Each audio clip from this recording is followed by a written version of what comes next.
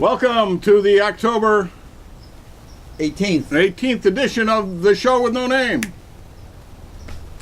I'm Bob Going with Gavin Murdoch. Jim Nikosha's not here. We don't know why, but he usually has an excuse, whether it's good, bad, or indifferent. But yeah. It's all right, you know. It's not like, you know, we pay him an overwhelming honorarium to be here. But. No. He has benefits. What's that? He has benefits with us. Yeah, he certainly does. He's got his cup of coffee waiting for him if he shows up. If not, I'm going to drink it. Hey, so anyway, it's kind of an October day today, believe it or not. Considering we're halfway through October, that's pretty good. Yeah, you know, yesterday I was out here in our outdoor studio, our outdoor covered studio, as opposed to our outdoor semi-covered studio. And it was actually too hot to stay out here. The sun was just beating down on me. I was reading a book, and I said, that's it, I'm going inside. Watch some more Castle reruns. Never seen that. Oh, my Lord. I tell you, it's easy to get hooked. Yeah. I got hooked on one episode, and then by that time they'd already been on the air like 5 years, and I just devoured the reruns, and then I tried to catch up with the new ones, and then fill in the plot gaps in between. I had to go to Wikipedia to find out what was going on, because a couple of the episodes they weren't showing on reruns. You know, all last season they weren't showing on reruns until just now. Yeah. So there were a whole bunch of them that I missed, and including some really critical plot twists. But it has absolutely the most sparkling dialogue of any show on TV today. It's just brilliantly written and beautifully acted and directed. I can't get enough of it. I really can't. And it's still holding up. Well, as long as it isn't on the same time that the ball games are, you're probably all right. Well, yeah, the ball games, John DeChesi lost his mother the other day, 89, Eleanor DeChesi. Believe it or not, I knew his parents before I knew him. Oh, because you're their paper boy? No, they were, although that's a good guess. That's a good guess, but no. No, because, I mean, decades ago I was dating somebody whose parents were active in the Purple Heart organization, and so I went to the Purple Heart dinners every year with them, and the DeChesis were very active. I think John Sr. was a national president, I believe, at one time, and I think Eleanor was either the state or maybe even the national auxiliary president. I'm not sure, but very active in any event. They grew up right across from Sammy Furiello's. That's right. Where we some people used to get their newspapers, or stamps, or mail a letter. Or that's right. buy a package. You get a hot fudge sundae. A lot of things you can do at Sammy's. Yeah. We've talked about this before, I think, but I still can't figure out how they fit anything into that place when there was a post office there. Because not only did they have the post office, which took up half of that very narrow building, they had a big Pepsi cooler right behind it. I don't get it. And it was always packed with patrons on top of that. They sold comic books. Remember they sold? Yeah, on the right hand side. Remember when they went from 10 to 12 cents? I stopped buying them. Actually, I never bought them. I just I stopped looking at them when they went to 12 cents. No, and they had stuff. And they had the comic books. They had the baseball cards. They had kites. They had the candy. They had the penny candy when it was a penny. It was, and they had it seemed like a very big case where you could go. There still is a very big case there. It's just that the post office. I just can't believe it. How he fit in. And Joe would put on his postmaster visor and go behind one counter and get behind the other. Yep. Anyway, lovely people, the DeChesis. They raised two fine sons, and I went to the funeral. Actually, my point was that they scheduled their wake for 4 to 8 on Tuesday, which was exactly the schedule of the Detroit Red Sox game, and I'm sorry. But yeah, you know, she lived a good long life. She survived her husband by a couple of years. But still, you know, as your classmate Billy Marticello said to me at my mother's wake, there's nobody like Mom. There's nobody like Mom. And when you get over it, you never get over it. And that's okay. That's okay. That's the way it should be. So, I did make the funeral at Mount Carmel. It was very nice. You know what was really nice? What was really nice? There were a lot of people there. It was well attended. Mm-hmm. There were no phonies there. You know what I'm saying? No people who were just there to covet political favor or whatever, or you know, who were not friends who showed up just to show up. It was, you know, they were kind of a small immediate family, but a large extended family, and lots of friends, and the what we would call the political people that were there were unquestionably personal friends. Well, they had a so it was circle. good. Yeah. It was just right. It was just right. Hit all the right notes. Father Polito. Father Polito, who is, you know, practically as old as the deceased. I mean, she was 89. I think he's in his high 80s at this point. He always gives a very well prepared sermon. Always well constructed and such. This time he didn't do that. If he had a script, he threw it away. And he just spoke from the heart for 10 or 15 minutes, and it was beautiful. It was absolutely beautiful. Just, you know, took off his glasses, held them in his hand, and just spoke.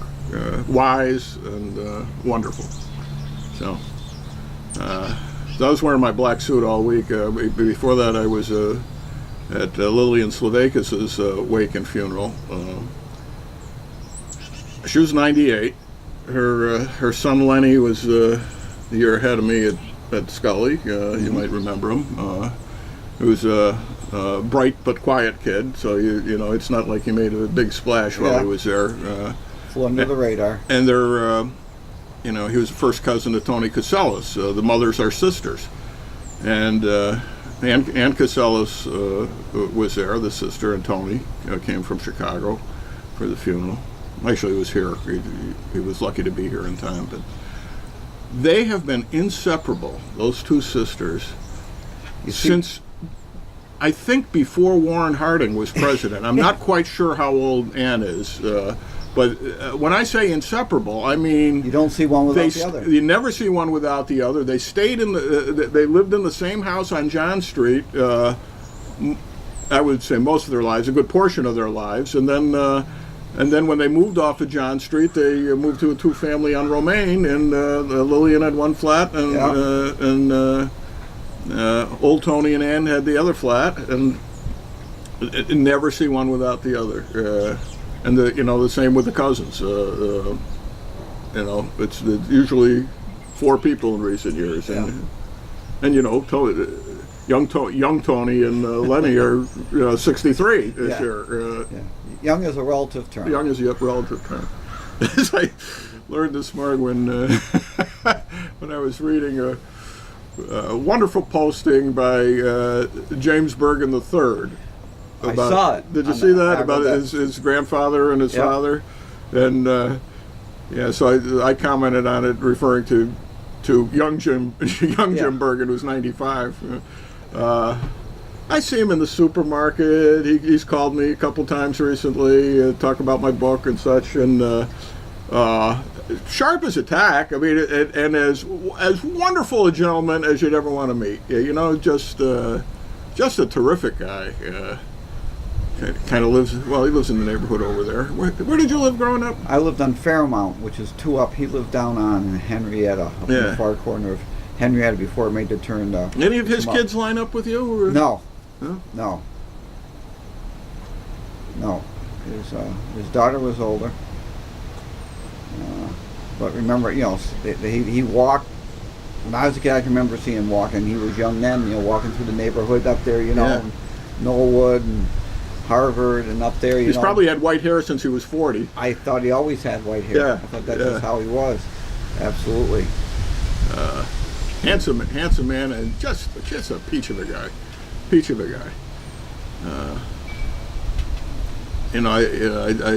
I posted my blog story from 3 years ago when he was just a kid in '92. Yeah. Because we have that family connection, sort of, in that Mary's aunt and uncle got married the same day as the Bergens. Mm-hmm. And Okay. Mary's uncle, Benjamin Thackra, who was grandson of the Civil War Medal of Honor winner by the same name, and a Silver Star winner himself. Oh God, how old could he have been? They were like 18, 19 years old. I think Bergen was a little bit older because he was a lieutenant. He was probably 21. Yeah. They grew up fast then. They were in Company H at the Armory when they got called up to federal service, and they were getting ready to ship off to France, and they both decided to get married before they went over. All right. Mm-hmm. Both Benjamin Thackra and Jim Bergen were Catholics, and both their potential spouses were Protestants. And back then, it was a little deal. tricky thing, but less tricky when there's a war on.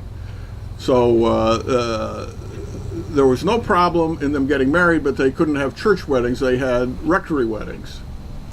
And in Margaret's case, although she had grown up Protestant, in fact, she'd never been baptized. And the priest, whoever the priest was, drew the line there and says, no, we're not, if you're not baptized, I'm not going to. So she ran over to Second Presbyterian Church, got herself baptized, and then back over. Then they go down to the rectory at St. Mary's. They're walking up the stairs of the rectory, and the Bergens are coming down the stairs. The Bergens had just been married, so they, notwithstanding one was a private and one was a lieutenant, they all hugged each other and wished each other well. And Ben and Margaret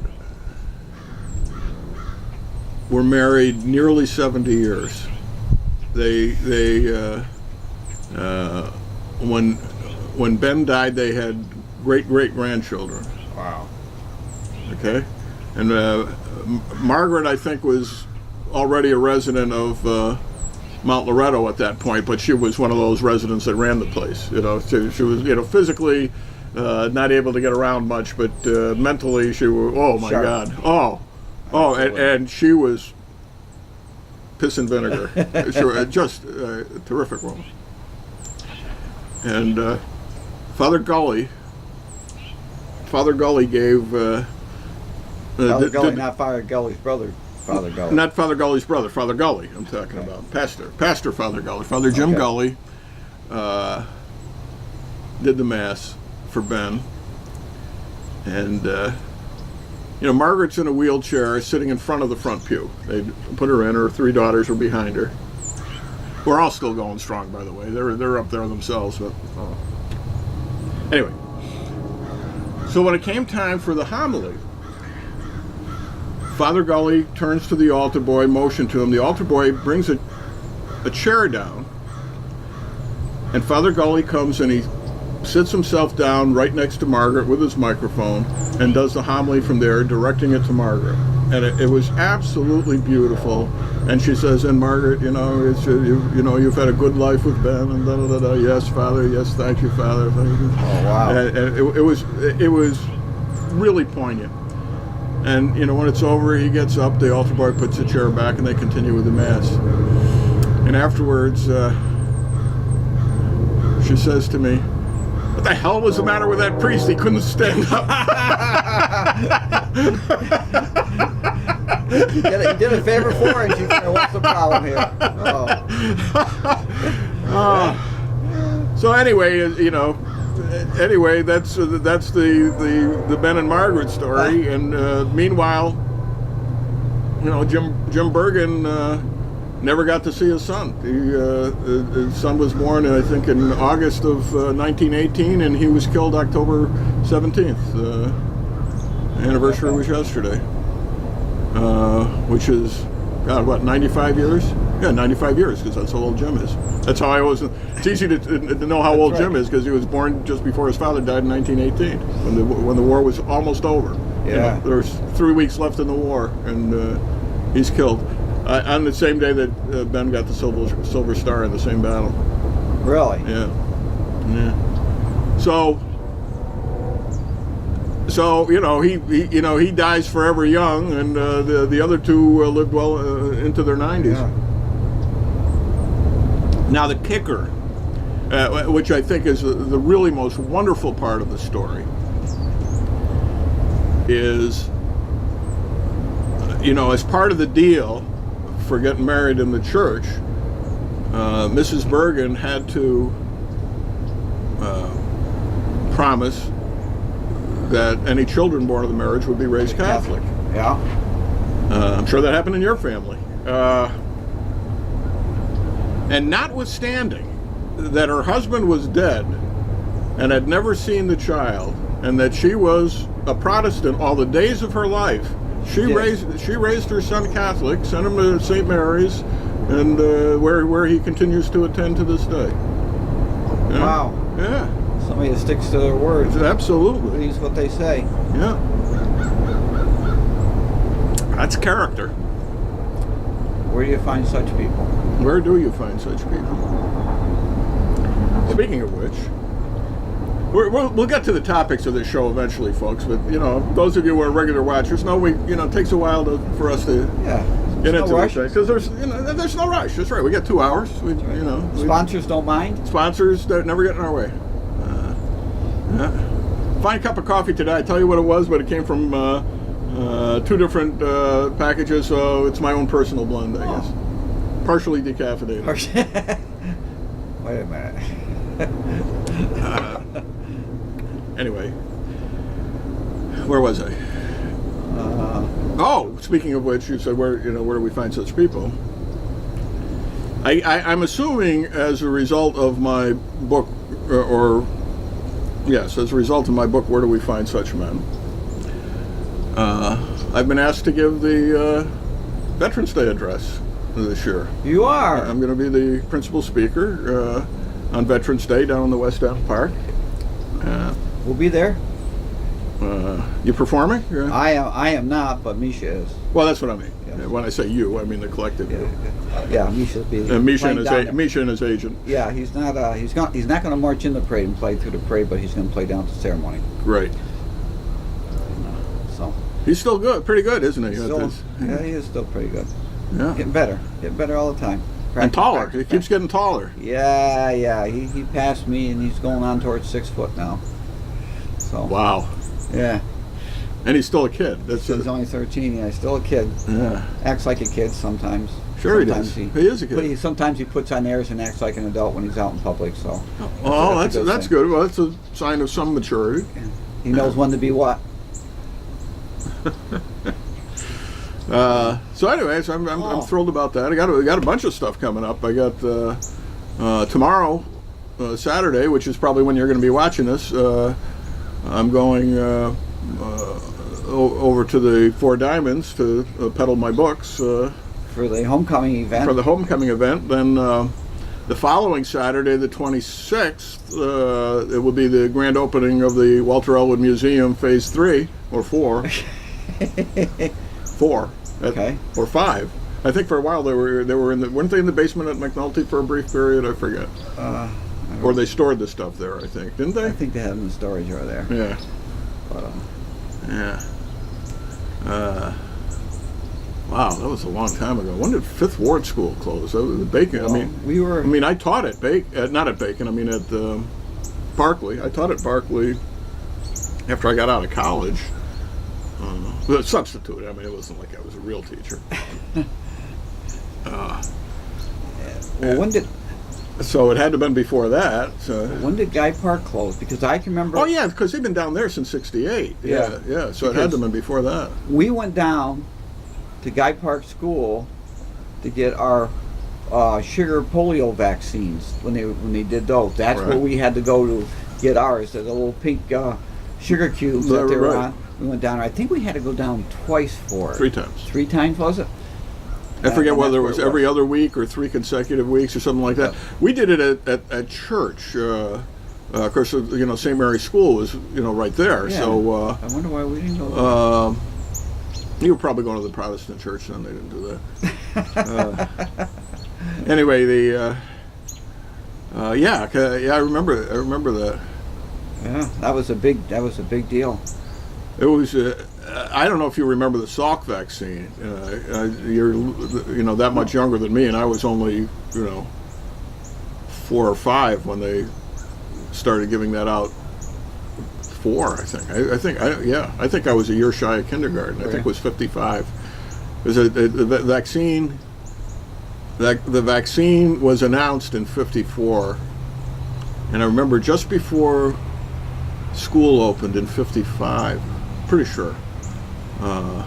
We all went. We were living down in Westmere then. We all went to the Westmere Elementary School, and I mean, kids were lined up for a mile to get their shots. I don't forget how many people they had doing it. I still remember one kid's arm bleeding with it. Yeah. And that was before I got mine, It's probably Nurse Ratchet gave him that shot. But the thing it's funny. I mean, how old? I was 4 years old. All right, and really not all that cognizant of things going on in the world around, but I can remember vividly the relief on the faces of the mothers of the neighborhood when that vaccine came out. And I was just that much younger than you, and I remember they closed the pool down at Harmon's. They did it all the time. Because somebody got it, and it was it was the childhood disease that everybody feared. And it just came without warning every summer, and the newspaper articles would be good polio season, only 17 cases so far. Yeah. Jeez. Yeah. And then they came out with the vaccine, and they had the sugar cube one there, and it's one of those unheard of. Yeah. Amazing. I mean, they wiped it off the face of the earth, basically. Yeah. I remember they one of the Fury episodes. Remember Fury on Saturday morning? Yes, the kid in the iron lung. Absolutely. Right. Yeah, and that was like that was my parents said, watch this. I can remember, because it was and you were condemned for life to the iron lung. Yeah. And now these childhood diseases pretty much are not existent. You went through the phase. You got measles, chickenpox, and mumps. By the time you were in 6th grade, you spent. Right.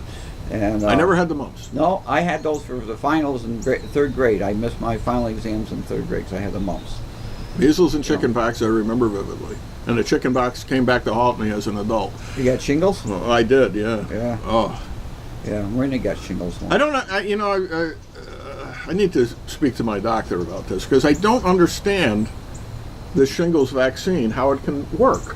How can it work? If you've already got the disease in you, how does the vaccine work? Unless it can just keep suppressing it so it doesn't manifest itself, as they would say. And is it the same as the chickenpox vaccine? Or, thank God, these kids are lucky who. But I think my older kids had the chickenpox, so that vaccine must have been the last one to come out. The measles and rubella came out, half a generation earlier, maybe. I remember getting the measles and having to spend 3 or 4 days in a dark room. You couldn't have light come in. I don't know what the point of that was. I don't. Probably nothing. I don't know. Probably wasn't. They probably thought they had one. Yeah. But I mean, look what's been wiped out in our lifetime and in our parents' lifetime. All of it. I mean, geez. Well, the one thing it's had, Wilbur Wright died of typhoid fever, for God's sakes, as an adult. Yeah. Pertussin's back. Yeah. That is coming around. And you've got a lot of people who swear off getting vaccines and things, and it just those things I don't understand. Those I'm not enamored with the flu vaccine. and a lot of doctors aren't on that. But the other stuff, which are really life-threatening, Yeah. you gotta get them. You gotta get the vaccine, and if not for yourself, but for everybody you come in contact That's with. right. That's right. You know, and they're required. Yeah, to these cults that grow up around not getting the vaccines, you're baloney. I can remember my dad telling me he had scarlet fever when he was a kid, My dad did too. and his hair turned white by his temples. He was like, 11 years old, and it turned white on both sides of his temples. That was the residual effect from scarlet fever that he had. But he said he said he almost died from it. You know, Scarlet. It's not. I can't say this with any certainty, but my father had rheumatic fever as a kid, and he got scarlet fever in the Navy when he was in France, and his doctors believed that the scarlet fever he had in the Navy in 1944 is what ultimately killed him 30 years later, because it damaged his heart, and he ended up with a defective mitral valve, which he had 3 surgeries. The last one put in an artificial valve, but by that time he put so much strain on your heart that. The smoking didn't help either.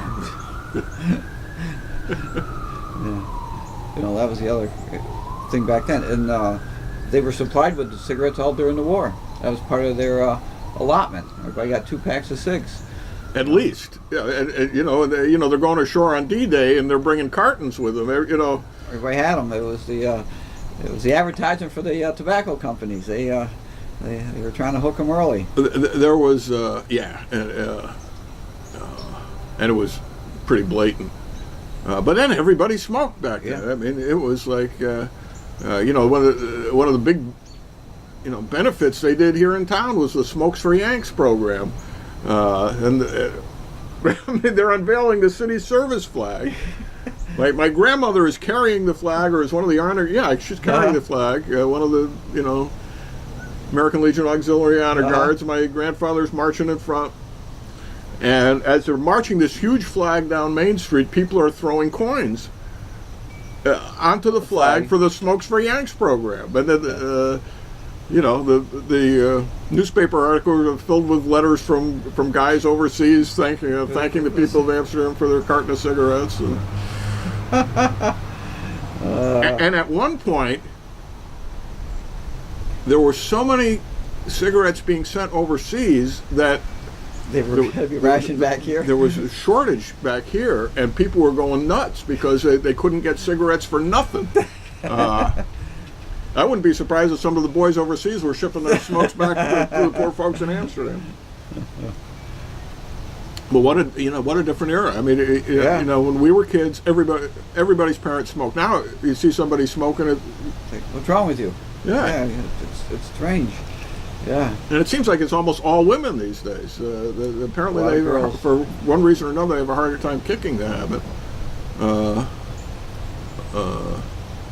But yeah, I mean, it's if you see anybody smoking, it's usually a woman smoking. Yeah, come a long way, baby. Yeah, Virginia Slims.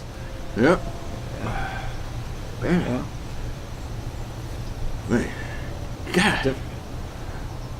I remember when they took the cigarette ads off of TV, everybody said, well, who's going to sponsor the program? Because, all right. they were the sponsor at the time. The staple. Yeah. Take a puff at springtime. Yeah. Yeah. I'd rather fight than switch. Yeah. Yeah. You had the Marlboro. The Marlboro Man. Dun, Lucky dun, Strikes. dun, dun, dun, dun, dun. More doctors smoke Camels than any other cigarette. Yeah. Yeah, I remember those from Winston tastes good like a cigarette should. Wait. Yeah. Yeah. Wow. Then you had filter cigarettes. Then you had the recess filter, Parliament. Yeah. Yeah. What the hell did that do? That means you can get an extra puff before your lips start burning, I guess. And it was... Or a silly millimeter longer. Yeah, longer. It was longer, but it was thinner, so I don't know what the deal was on that. It's longer, that's all. But, you'd see guys down in Maine, walking around town, they had little piece of paper stuck to their lip because they were smoking the non-filler ones. And Right. And they take it down as far as they could. Yeah. Can't waste that last No. millimeter of tobacco. No. Yeah. I remember standing, I used to walk down Market Street, on the way to school. And, you'd get, like across from Tom and Max. And I really began to wonder. I remember seriously wondering this, whether there was a square foot of sidewalk anywhere in Amsterdam that didn't have a cigarette butt on it. Seriously. Yep. People smoked them and. Yeah. Toss them and nobody would pick them up. Yeah. Absolutely. The gutter was just covered with them. Yeah. And yeah, if it wasn't for the rain, they would have piled up till it would be like ancient Troy. The one in Turkey, no? Yeah, not Troy, New York. Wow. Ilium. I told you I was segueing back to the couch here. I was the book I was reading yesterday was Josephus's Antiquities of the Jews. Josephus was the Jewish historian. Yeah. What a fascinating writer he was. At one time, previous to this, I had read his history of the war with the Romans. Because he was there at the destruction of Jerusalem. He had been captured by the Romans. Yeah. He had been a Jewish general, actually. I guess you'd call him a general today. And so his first-hand accounts of the sacking of Jerusalem and the siege of Masada were absolutely vivid, and you are there because he was there. Well, this trip by the way, I got these volumes for 50 cents a library book sale. He had an autobiography of sorts. Skips over a good part of his life. It turns out he was of the priestly class, but he was also, military leader, and he was also by his own accounts, a superb diplomat. Now you have to, read these things with a grain of salt because he is talking about himself. And yet his personal wisdom shows through on this. So there's not reason to doubt his accounts in some respects. But initially he had been to Rome. He saw. The other half. You know what it reminded me of? It reminded me of Clark Gable at the beginning of Gone with the Wind when he says, I've been to the North. Okay, they've got factories and shipyards and trains and munitions, and all we have is cotton and slave and arrogance. Cotton and slaves and arrogance. You are no gentleman's son. Yeah, same thing here. So he went to Rome on sort of a diplomatic mission, and he comes back, and they're ready to revolt against the Romans. He says, "You people are nuts! Don't do it." You don't know what they got. Yeah. They're gonna clobber us. We can, one Jew is worth 10 Romans. Yeah, okay, yeah. So now it is exactly what you would anticipate. They revolt anyway. So now he's, like Rhett Butler, he's on the other side. He advised them against it, but he's got to stick with his people. So now that they've kicked the Romans out, they make him like the governor of Galilee. Okay. They send him from Jerusalem and as you would expect, they begin fighting among themselves. Now that there's a power vacuum that they've created, somebody's got to fill it. Everybody wants to. So he's constantly putting down these petty revolts, but he's doing it in a way where his people say, "Come on, let's sack this town." He said, "Yeah, we can't sack them. We're going to need them to fight the Romans next month." And so it goes on like that, on and on and on, and he outwits them with his brain, which seems to be substantially better than most of the people he was opposing. It would make a very interesting movie, I think, because he gets captured and manages to talk his way out of things, and it reminded me of the Edgar Rice Burroughs Mars stories with John Carter. Actually, it was a lot of this. I'm thinking he must have read this because the plots are very similar. So eventually, of course, the Romans do come and blah blah blah. So, but now I'm into the antiquities of the Jews, the Jewish people. I forget what it's called.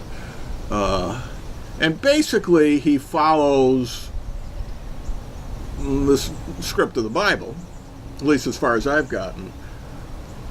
But he expands on it in such a way that it makes you wonder whether he had access. Well, clearly he had access to other things other than what we have as the Bible today. There's no question that he had access to that. But there's a very intriguing passage in his autobiography. After he's captured by the Romans, they got to like him, Vespasian and Titus and stuff like that, and they keep rewarding him. It's like Ben-Hur, and at one point Titus, who becomes emperor, allows him to go through Jerusalem and pick out stuff that well, basically junking, the vessels of the temple and things like that. But Titus presents him with the holy books.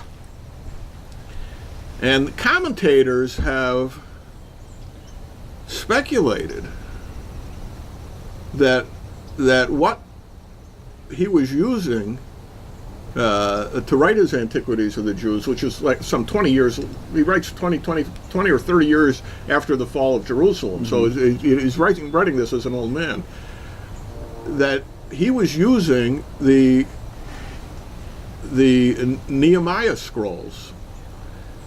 If you recall your Bible,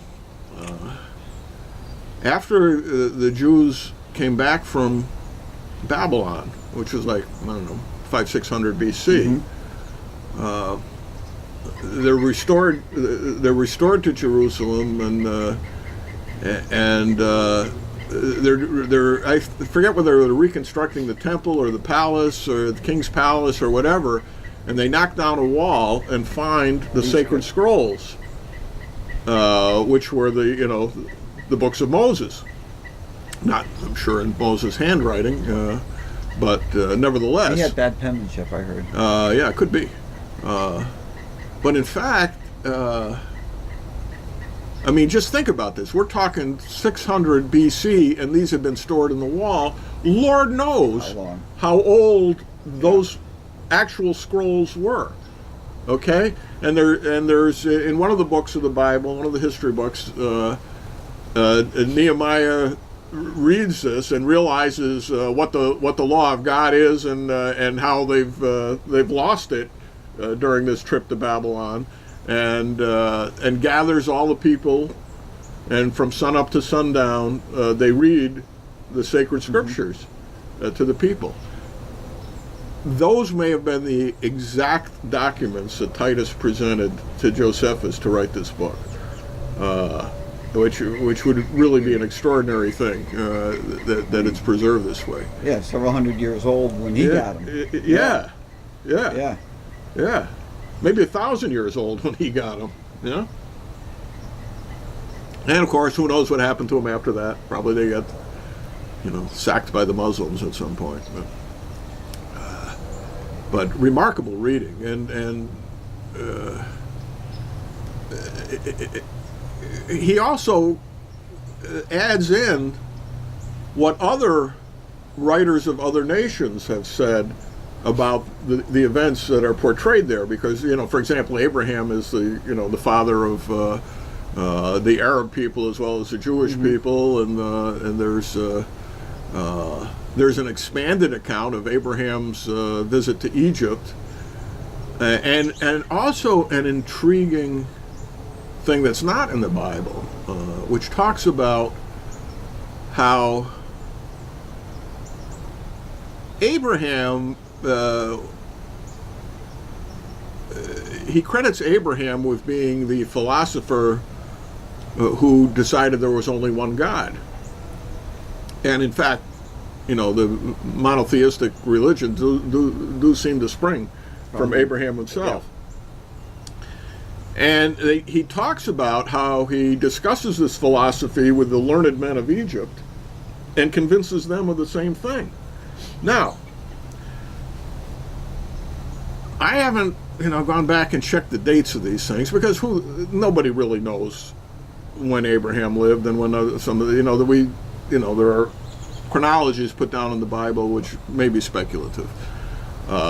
And there are chronologies put down in Egypt which may be somewhat speculative. But there is, of course, the famous Egyptian pharaoh Akhenaten, who threw out the old religion of Egypt and worshipped one God. Yeah.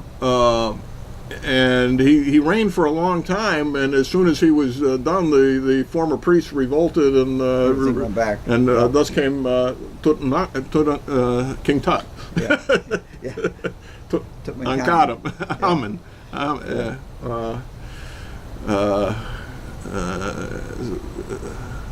Amen became the chief of the gods, as opposed to Aten, who was the one god.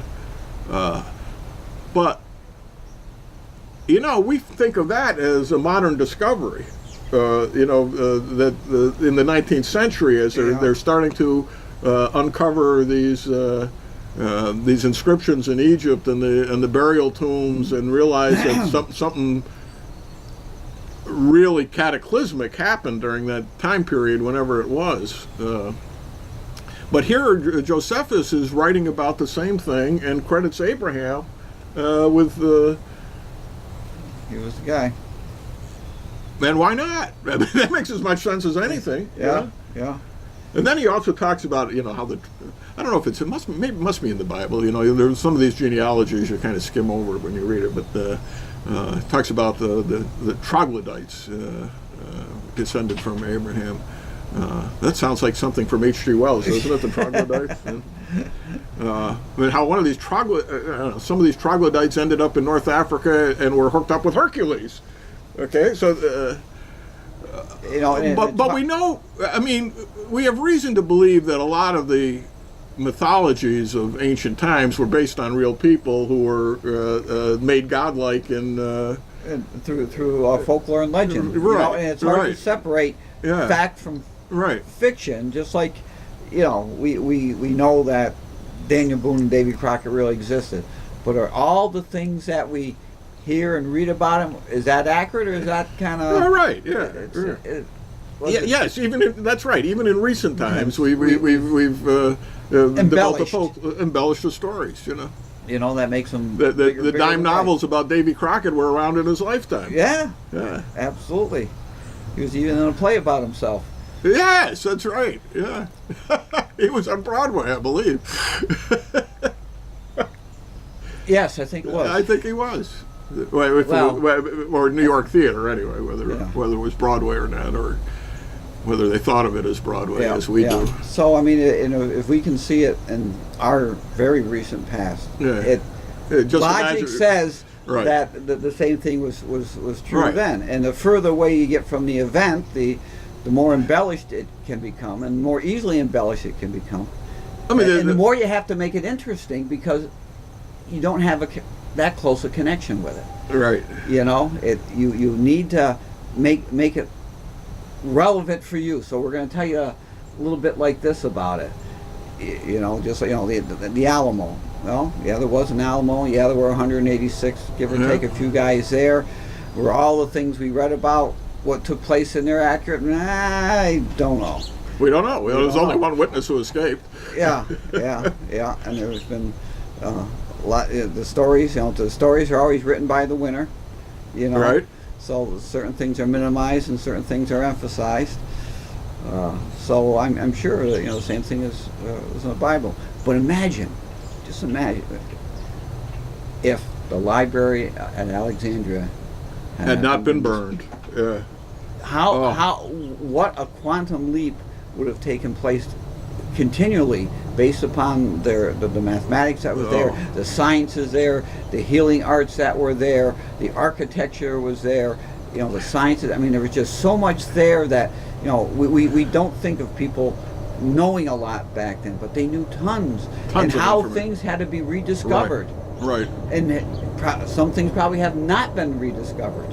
I was reading something on the internet yesterday about somewhat obscure passages in the Bible that in the light of modern science all of a sudden make sense, and which seem to indicate that like at the time of the writing of Job, whenever that was, that they knew the Earth was round, that it hung in space by itself without anything holding it up, that the Earth rotated around the sun, which only makes sense if in light of modern discovery. There's a passage in Luke where I think it's where they're talking about the second coming of Christ, and how when that happens, some people will be sleeping through the night and others will be working in the fields, and that can only happen if you're aware that it's sunlight in one place while it's darkness in the other. Which probably at the time it was written was common knowledge, but something that was forgotten. In recent years, they've come across some parchments, and with modern computer and visual enhancement stuff, parchment was very expensive. Yeah. So it was common for them to wipe out the old stuff and use it over. But now they're able to discover some of the things that are underneath. Yeah. And one of the things they discovered in recent years was that calculus was invented by the Greeks at some point, or discovered, or they're the, 1,000 years, maybe not 1,000, more than 1,000 years before Newton. Yeah, things like that. And I think they've uncovered the library at Pompeii. And part of the problem is the scrolls have all, they were burned, or they were, well, it's like if you stuck a scroll in a pail of water, it's gonna, shrink up and and paste together, and you can't get it apart. Well, they figured out how to do that. Using computers and X-rays and MRIs, and there's enough magnetic traces in the ink that they're able to actually unravel the scrolls without unraveling them. And they've only just begun to touch these things, and a lot of those lost books that were destroyed in Alexandria may have duplicates there. I mean, jeepers. There was something the other day I saw. They were talking about how horrific the Arab Spring was for the museums in Egypt, and the destruction of the museums, the number of lost cuneiform tablets that were that are gone or were smashed and destroyed. That and a lot of these had just again been read and cataloged, because it cuneiform being written with a stylus on wet clay, and they're all cube shaped and line shaped. They took them years and years, once they figured out how to do it, to begin to decipher them, and how much knowledge of antiquity was lost because of that kind of foolishness that had nothing to do with anything. You're not you're not Attila the Hun coming to wipe civilization off the face of the map, you know, and how much was lost and all those things. But they were really, really saddened because the museums, which is the second time that's happened in Egypt. It happened in Iraq with the Iraqi War. They went in and destroyed the museums. Oh yeah. You know, and they were you know, they the were cradle targeted. of civilization. Huh? Yeah. Yeah. Yesterday I was reading about this Coptic church in Egypt, out in the desert or something somewhere, some monastery. This church has been around since like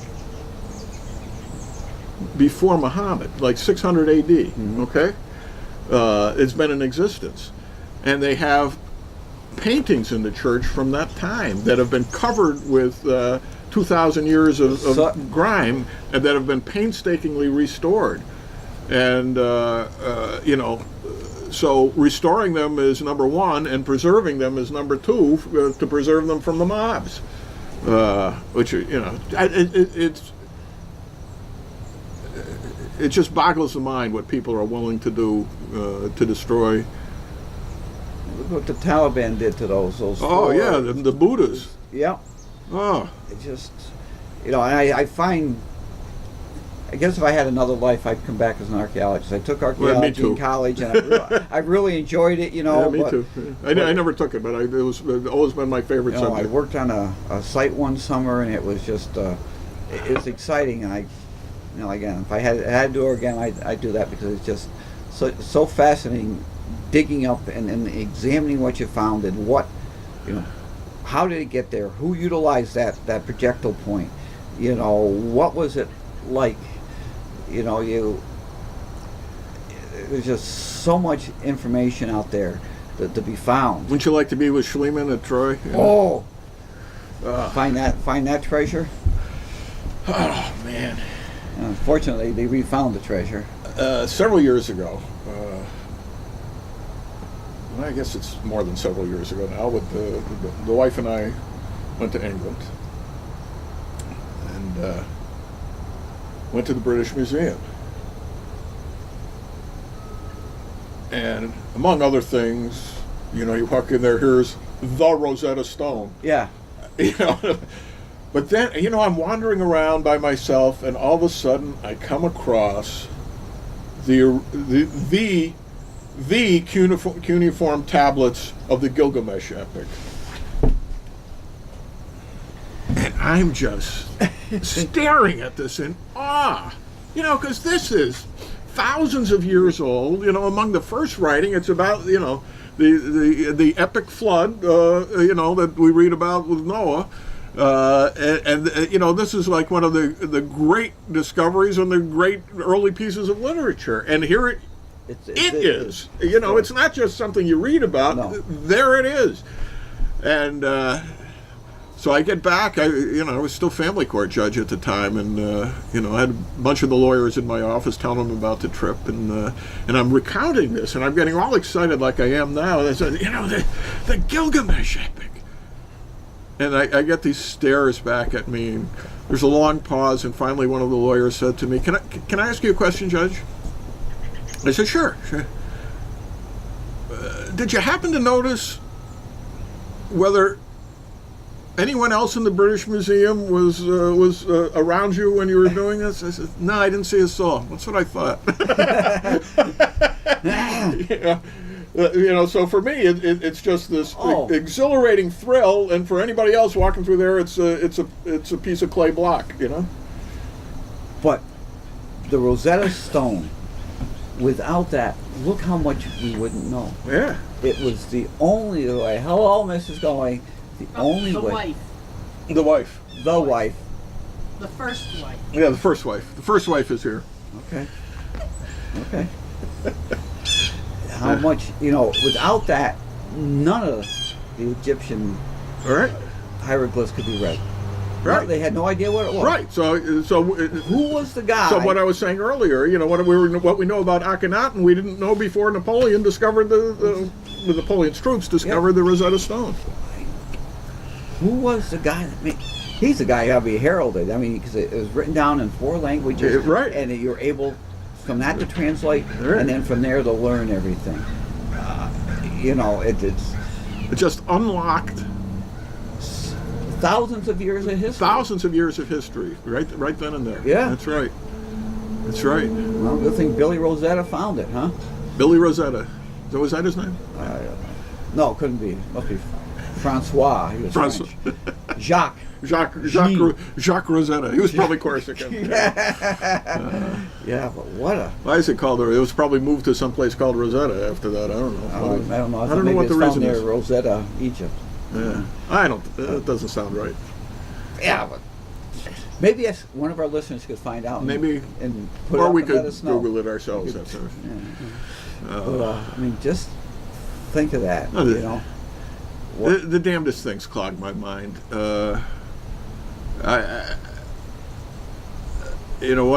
of the funerals I've been to recently, Father Medwood was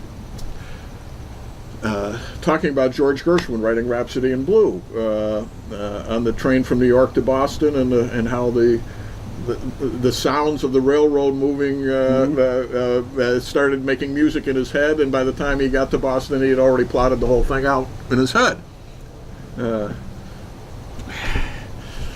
And I'm thinking, let me tell you why this bothered me, because the back of my head I'm thinking, no, he was on his way from Boston to New York when this happened, and this completely irrelevant point has bothered me, and I had to come home and look it up, and Father Medwood was right, I was wrong, but I had to know. Was he going from New York to Boston or Boston to New York? It doesn't matter. It's the same track, But it does matter. Direction matters.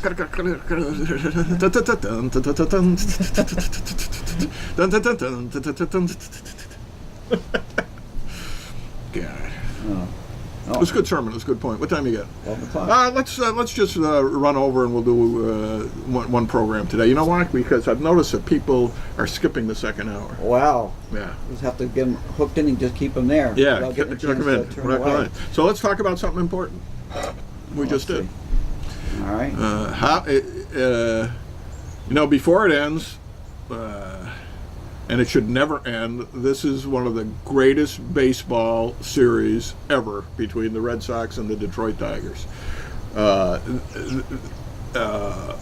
Neither team deserves to go home from this. Everybody is battling to the last everything. You've seen some stupendous defensive plays, Yeah. limited offense, magnificent pitching. But the offense is limited, but it's exciting offense when it gets going for that brief period of time in there. Well, yeah, especially when there's like no hits on either side.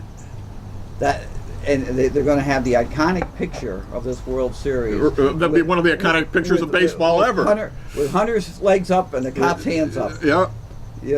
And it matches and makes a nice W Yeah. in there for win. It was That. I mean, on he top couldn't of give any more than he right, did. because it was an iconic moment captured in an iconic photograph that they're already saying is Pulitzer Prize photograph. Hunter just went for it and bam. It was. That's gotta hurt. Well, he ended up bleeding. But I mean, grand slam home run ties up the game, and meanwhile the defender is giving every single ounce of everything he's got. And he's got to be 37 years old, isn't he? He's in his mid 35, 30 somewhere around there. Well, he played with Ortiz in the minors, right? So they got to be similar in age, right? Yeah. And last night. And we're speaking of Thursday night. Millbrook, the play he made, they bunted. He was on first base. They bunted to third base, and he went to third base on the bunt because the third baseman came in to take the bunt, and nobody covered third. Nobody covered third, and the catcher got it. All right, Millbrook is going to be out. He's going to be out. The catcher gets the ball. He goes around. He goes this way to take, and what does he hit? The umpire. And he doesn't get the takedown to get him out. He would have been out by 3 feet. But he swings that because that's the way his momentum is taken. He comes around and boom, he takes the umpire by the time he got down. You know, the Red Sox traded Iglesias for Peavy. Worked out great for both of them. What a catch he made last night. Iglesias' catch was impossible. It was absolutely impossible. They actually measured it afterwards. He ran 82 feet. I mean, it's like he ran from first to second to catch his ball on the fly. It reaches out because it was farther than that, you know, so another 3 feet, and then looks like he's going to tumble to the ground and just kind of balletically works his way out of it. It was magnificent, and and of course. The Red Sox were able to trade him because they had the Boomin' Rubin, Xander Bogaerts in the minors, who that's what is just amazing. Millbrook, after he got his hit, he pitch ran for him, and that's how Millbrook was on first base. Yeah, it's just it's exciting baseball. It's Every game that's been won, the team that has won has deserved to win because they just did that little bit more to win. And each team is. But the little bit more over the course of this series is hardly anything. Any difference? Yeah. I mean, game one, the Red Sox are having been no hit through the first 8 innings, are still in a position to win the game in their last at bat, which is just the way baseball ought to be. Any time the last at bat can decide the game either way, that's a great game. That's pretty good. It's a great game. And and what about the other O'Hara as opposed to Scarlet and Red? Uehara. He's been absolute, like he was for August and September. He's just been lights out. He has. They said last night, in baseball history, he has He had the best whip of any pitcher that pitched so many games as far as runners on base per inning. Right. It's submicroscopic. Yes. Yeah. Yeah. It walks hits per inning pitch. Yeah. And he's just gotten better as the season went on. Now, I'm looking at this guy. He looks like a kid out there, doesn't he? I mean, he's the first relief pitcher I've ever seen that looks nervous. He looks nervous. I mean, you're right. He looks like a kid.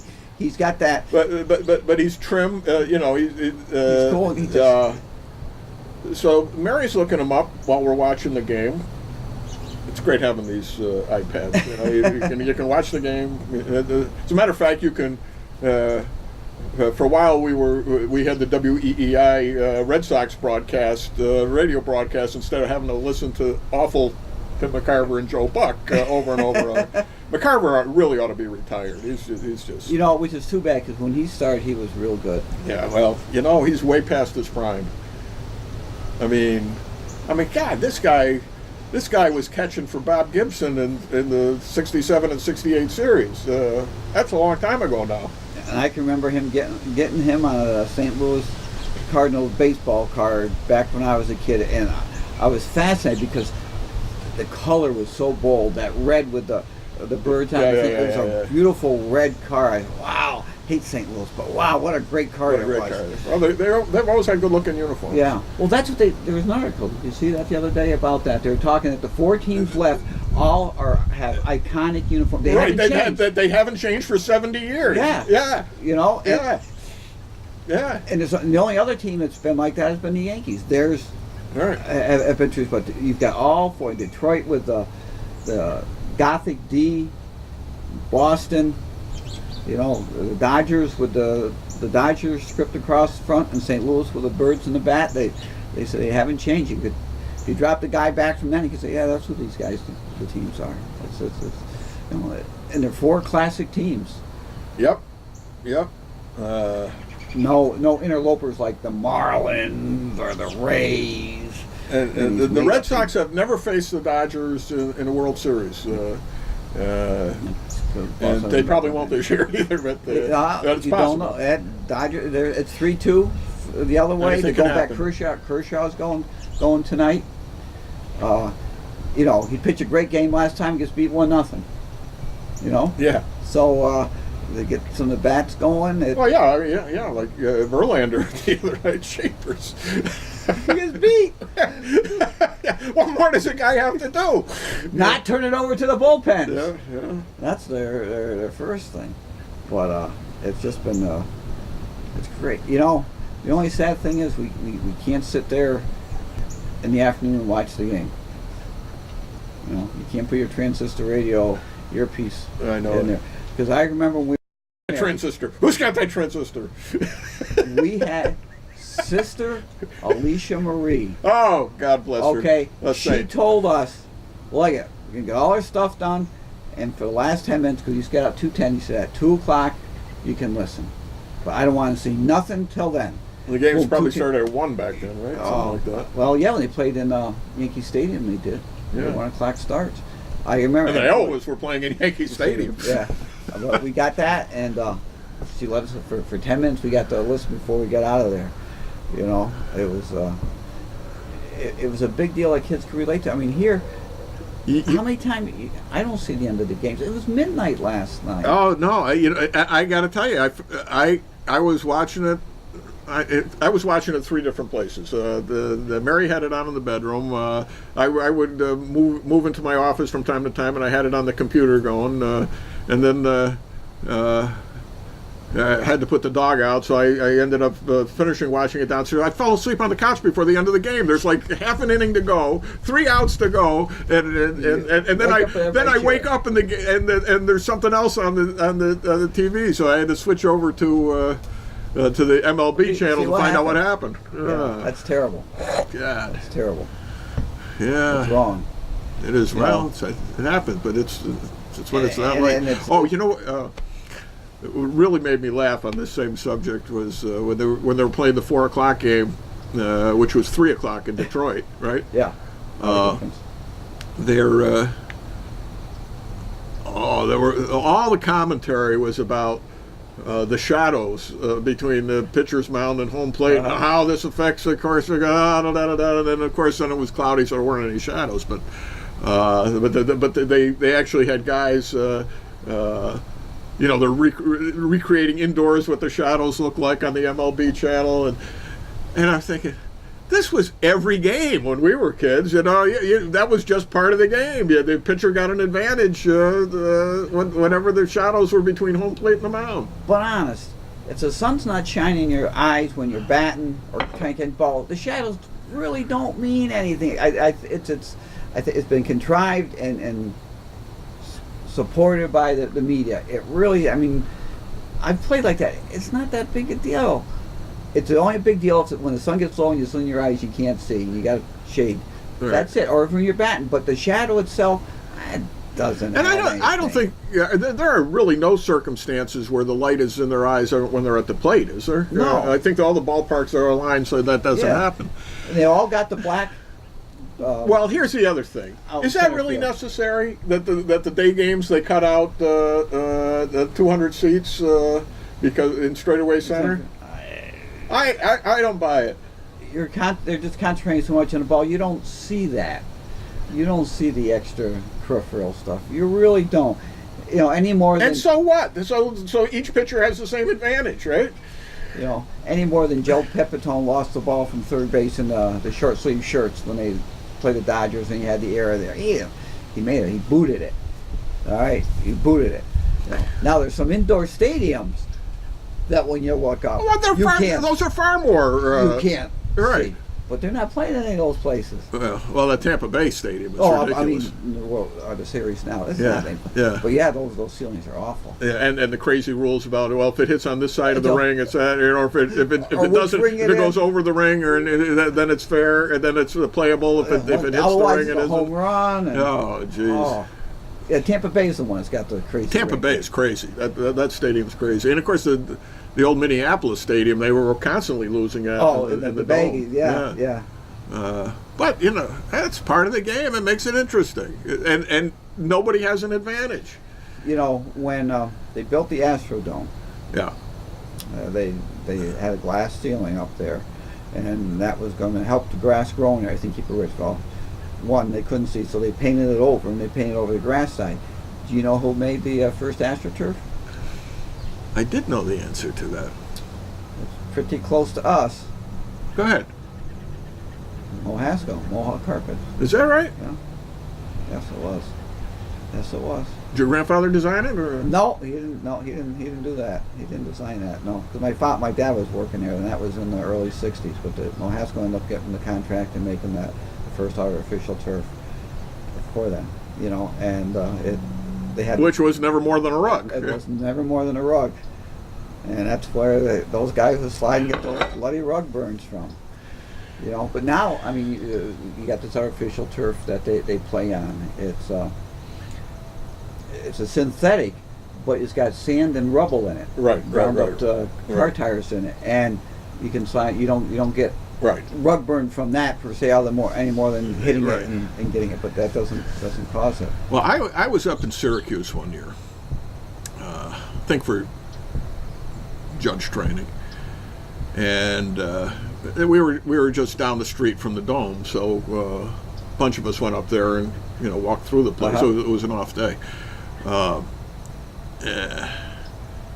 and they were laying down the football field at the time because depending on what the event is. Yeah.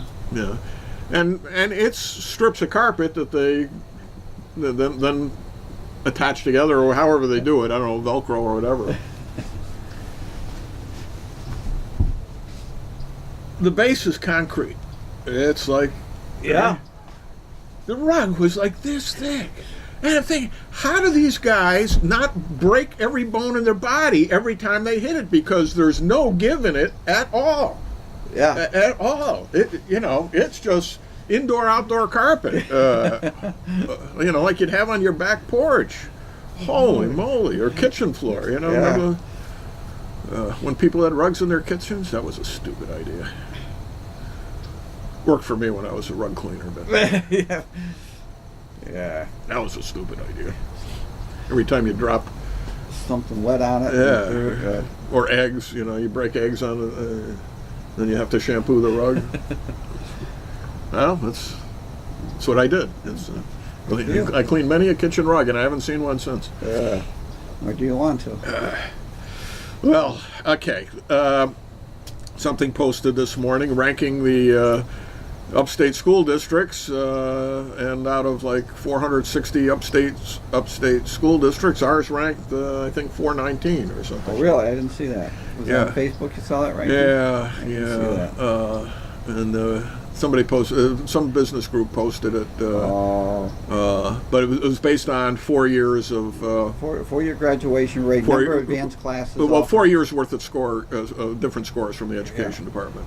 They look at the number of advanced classes that are offered at a school, a whole slew of things they look at. We are what we are, and we're trying to be something different. We're trying to be better, and they're working real hard at it. What they're trying to do, they've got several good chunks of grant money that have come in that we're putting in to develop things to get the struggling students to be more successful, have a buy-in. There's been a whole lot of controversy. You can tell just by looking at the rankings. As you've said many times, it's the schools that have more struggling students that are going to be lower ranked. Well, yeah. But, as I've said many times myself, the good students are going to get a good education. The ones who are not struggling are going to get a good education because we provide that. Yes, we do. For them. And How to deal with the struggling one is a problem of society. and you're also measuring it a lot more. You're in more ways and in different ways than they used to. We had struggling kids when we were in school. Well, of course. But they could get them through. You can't get them through anymore. Right. There is a brick wall at the end. There is. There's a finite list of achievements that they absolutely must complete and to accomplish of which we don't design. They're these cookie cutter things, the state assessments and things. And for those kids, if we had them then, we would have had kids that wouldn't have graduated. Well, of course. I mean, in our parents' era, maybe not so much in ours, because it was kind of transition out of this.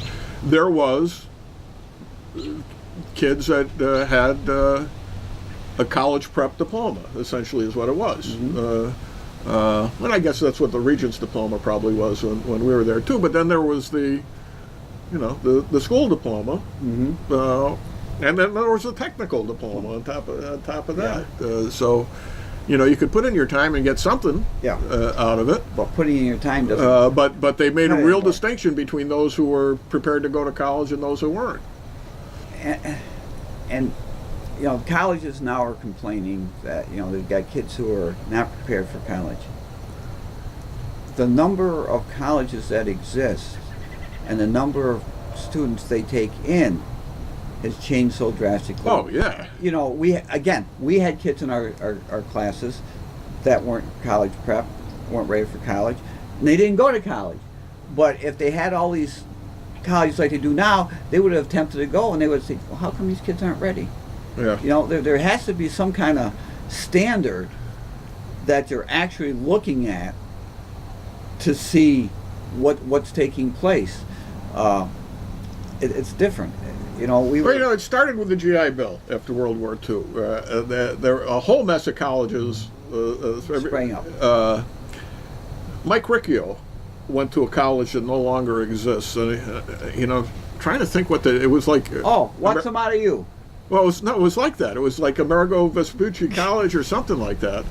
Seriously.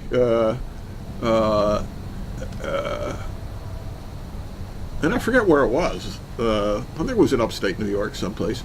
And it sprang up because you had all these guys who now had the money to go to college and needed a place to go. Siena went from really a backwater school to a pretty good sized school as a result of the GI Bill. And that's just from guys from Amsterdam. That was just from guys from Amsterdam, right? That's right. It was Amsterdam East. It really Mary's was. East, anyways. Well, the guys from high school too went there. Their great basketball teams of the early '50s were and late '40s were guys, the all-star teams from Amsterdam High and St. Mary's. Yeah. Finally, these guys get to play together. Speaking of teams, you still got that soccer picture? I was wondering about that. You were wondering if you got it, or you're wondering where it is? No, I was wondering where it is because I had it out. Well, you gave me two of them, two soccer pictures, right, to copy. And I was just thinking the other, did I ever give those back to Gavin? And then I'm thinking, did I ever copy them? The reason why it popped into my mind is I was at the Elwood Museum one day last week, and I think it was when I was going through the Marcus Breyer papers. I found this George Lazaro column featuring the old soccer players. Right.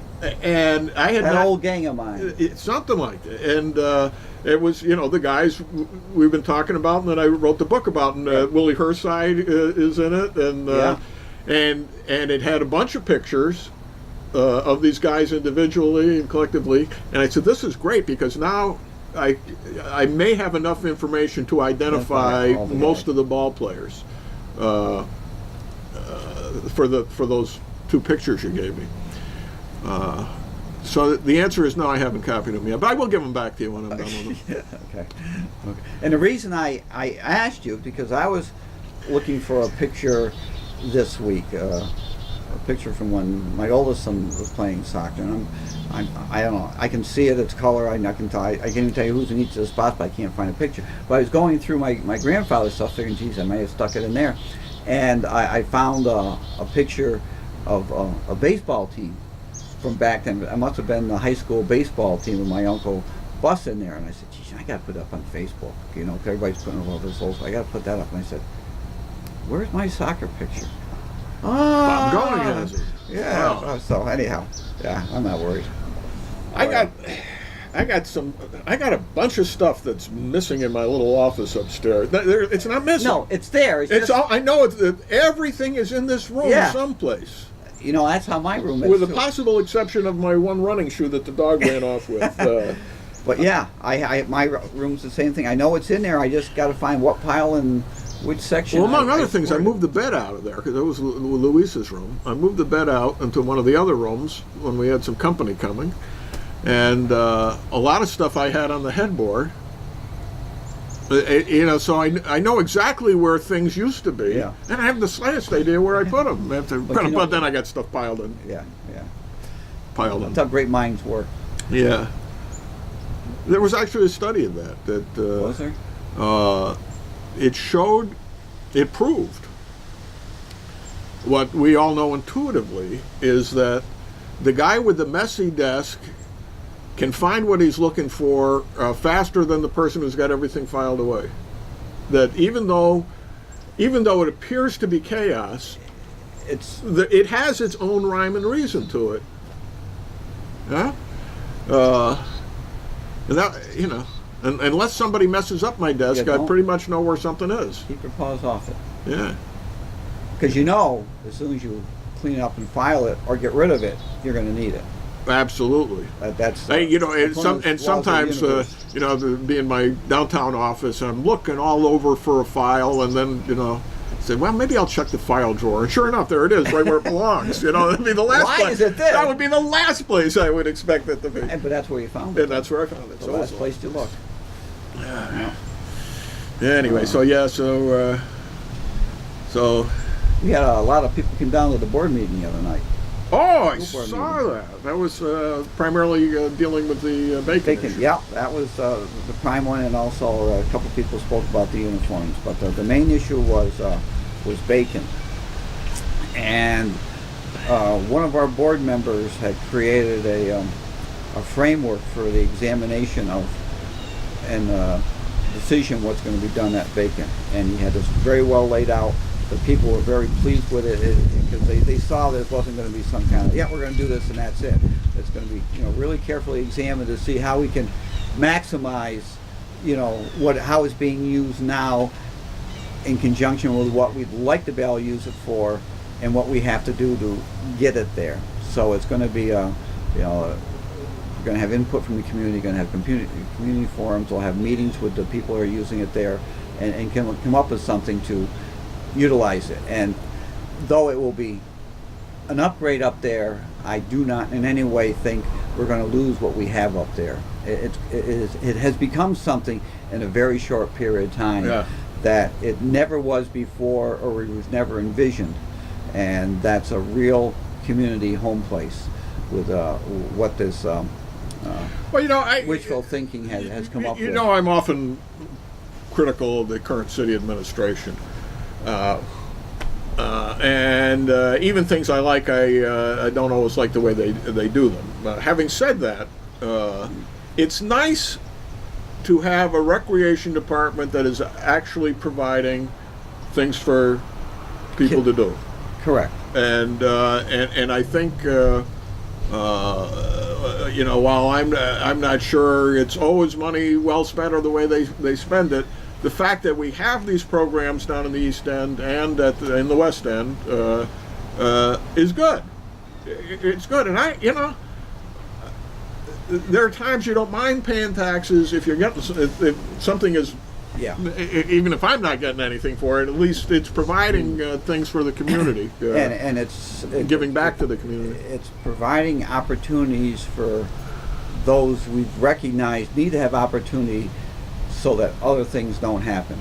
And they've been very active up there. It's been used a lot. The guys who are involved up there, Sesky and Sumter and Martin, have done a wonderful job of bringing kids in of all ages and backgrounds to come up there and be part of something and participate in something. And these guys are on top of these kids. There have never been any issues with these kids. These kids are being more successful in school. They're going to school.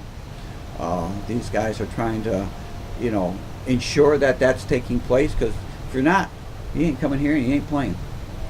and it's really been a great thing. And one of the best things is these guys are young, who have come up with this and who are overseeing. They're in their late mid 20s. They're not the old guys, and they're kids who've recently come through here who are actively trying to put something back into this community, which is great, because that's something we've harped on for a long time on this program. People need to contribute. You can't wait for somebody else to do it. Well, these guys didn't wait for anybody to do it. They're doing it. And I'm really confident, and I'm hopeful and very confident that what they've got going there is only going to grow, and it's not going to end up getting curtailed, and I don't think the rug's going to be pulled out from under them. And I think work needs to be done there. We need to do something with the central office, because we got it. That building is just, I won't say falling apart, but there's lots of issues that have to be addressed. Yeah, so how can we best do that? I don't know yet. Could part of that go up to Bacon? Yeah, but we do not want to have anything that we take up there be a negative impact on what we have there right now. Among other things, you can have your board meetings anywhere. They don't necessarily have to be in that building. They can be in any of the school buildings. Yes, they can. In the old days, they used to be on the auditorium stage someplace. Yeah, we had them there. The city of Rensselaer took over one of the old schools for their city hall. I like the way they run government in Rensselaer, because it is really on the cheap. Their common council meetings are on the floor of the gym auditorium, whatever. Their desks look like they were last used by Abraham Lincoln's grandfather. The legs aren't all the same length and stuff like that. And you know what? Because none of that matters. No, it doesn't. They're just there to review the issues and to vote. And they just kind of put them together. They kind of form a council chamber, and they could move it out if they've got a Christmas concert. You do not need an Oval Office. That's right. All right. That's you right. don't need that. That's you need right. Someplace that is functionary. Right. All right. So, but anyhow, I'm confident that's gonna. What's on technical matters? I see there's another view of lowering the ceiling or raising the floor or whatever. Yeah, they were talking about raising the ceiling after they talked about lowering the ceiling, but in the end, I think that it's going to be just like it is, because the comment somebody made when this was brought up is, well, they can play floor hockey in there. What?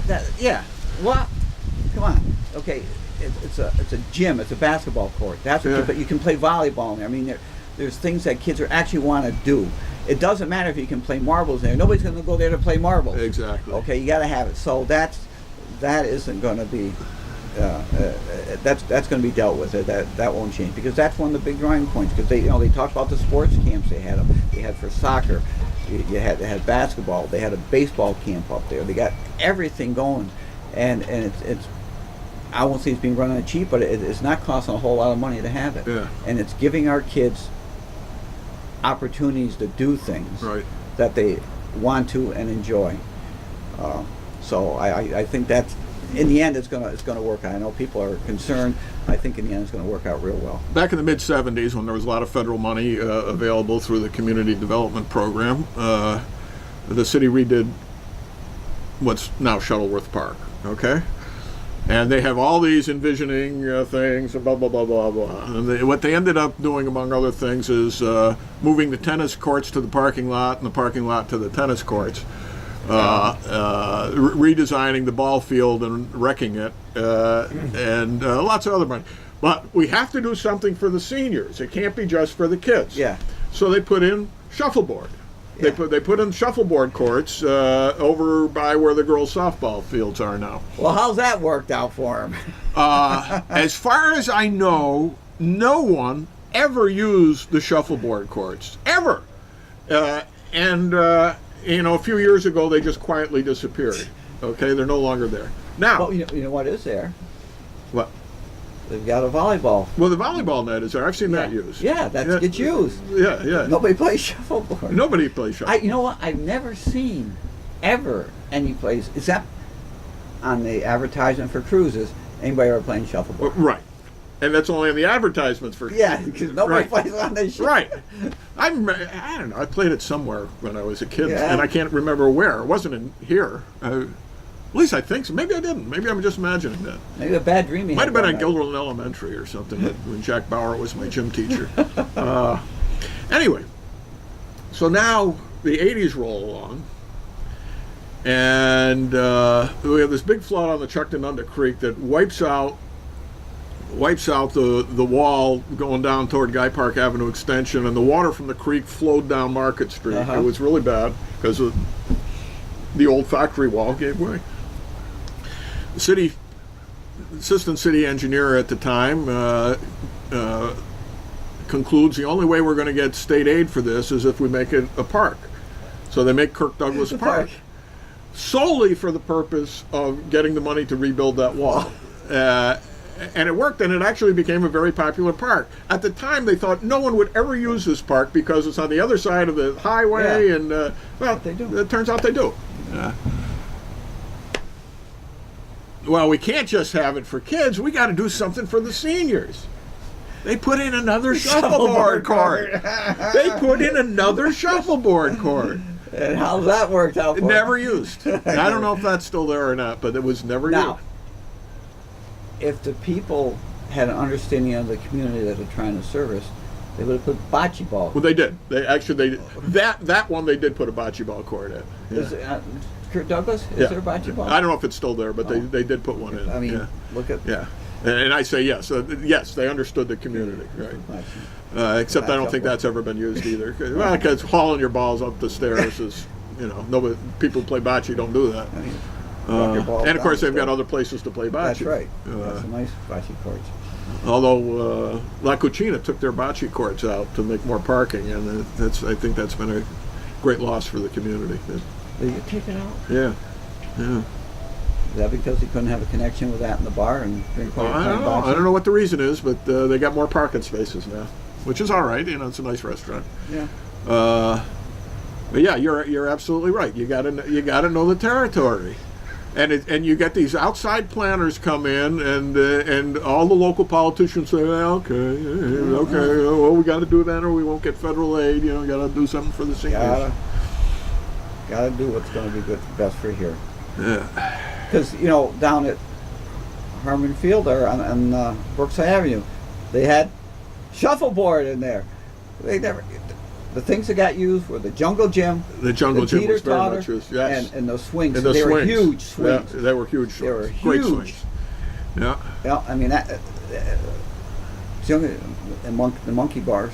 It was great down there. That's the park I can worked still on. smell the metal on those monkey bars. They were smooth. Yeah. And they were worn, shiny, smooth. Yeah. Because they were used. But you can't have that anymore because somebody could get hurt. Barbara Hitty, who teaches she has her own pre-K school, the Noah's Ark School, down at the what's now the Calvary Assembly of God Church, which many people remember as the New East Main Street School, and some of it, briefly it was SMI. Yeah. Well, she was Barbara Zukas, she was John Zukas' daughter, and they lived on Meadow Street. And we got to know her very well because she and Mary actually subbed with her, and she had a couple of our kids, and later Laura. So then they were pre-K teachers at different schools together. So they were constantly. So and one day, Barbara says to me, did you used to hang out at Harmon Field when you were a kid and you had a couple of brothers and a sister? I said, yeah. And all of a sudden, I remembered who she was. Now, I've known her for years. She was the park lady. No, she wasn't a park No? lady. She was a kid. She was like, 9 or she was like 6 when I was 9 or something like that. And we used to hang out on the monkey bars and chat. And I remembered exactly which kid she was. That was a nice place to go. Good neighborhood park. That was. And when Veterans Field opened, they closed it. I took out all the Everything equipment. out. Yeah. Yeah. Yeah. And those monkey bars were great. I don't know how many kids broke their arms on them, but They're great climbing on. they were great. Great. And the jungle gym Yeah, in there, it was yeah. a great place. It was a great park to work on. Work with Patty Kutsak down there, and it was you know, you had people. You know, you're right. That it did stay open for a while after Veterans opened. At least in yeah, the summer of '70 it was sold. yeah, that's right. Because I did sell snow cones there.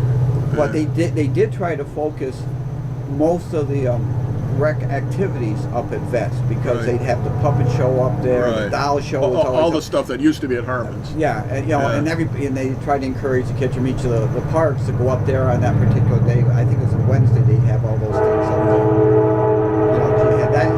You had Isabel's. You had Harmon's. You had Henrietta Heights. You had the one down in East End. You Lower had- Roman. Yeah. Down in Rome. John Armstrong worked at that one. Who did? John Armstrong. Oh, yeah, He worked, yeah. he worked out at that one. What other ones do we? You had Arnold Avenue, Arnold Ave. Milton Avenue. Yeah. Up off of what comes in Dam Sam from Little Susan? Edson Street. Yeah, you had one over there at the school, and then you had the one up Oh, Roman. Yeah, the Roman, and then the one up on Clisby.